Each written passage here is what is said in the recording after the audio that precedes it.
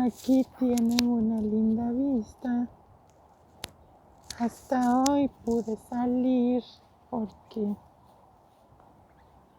bueno, uno no sale afuera por algo que es necesario. A veces muchas personas salen por comprar para comida o medicina, pero uno estando adentro se aburre estar adentro encerrada, y por eso hoy salí un ratito para caminar un ratito, estirar las piernas en el parque y que me pegue el aire un poquito.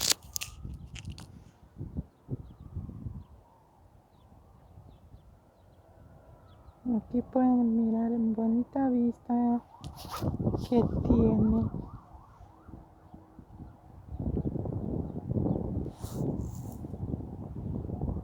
Para ahí que están sentados unos en el parque, unos también sentados por aquí.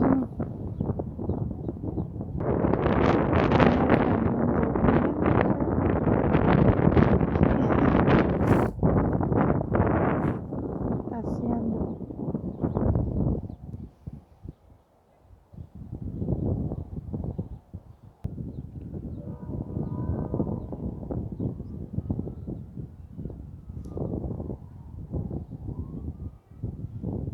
Y por aquí también la policía lo anda vigilando en los parques para que las personas cumplan con el distanciamiento, porque muchos se acercan mucho a uno y da miedo un poquito.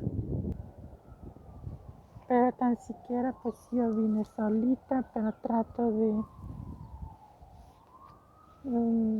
no acercarme mucho a la gente, porque la verdad sí da miedo un poquito que uno se enferme, y uno estando lejos, y más si está solo o sola, pues es difícil.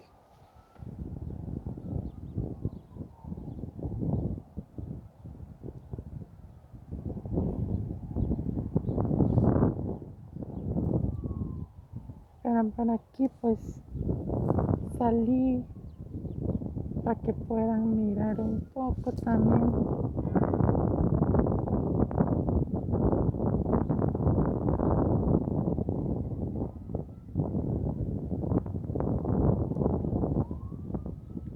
Como muchos por aquí andan haciendo ejercicio.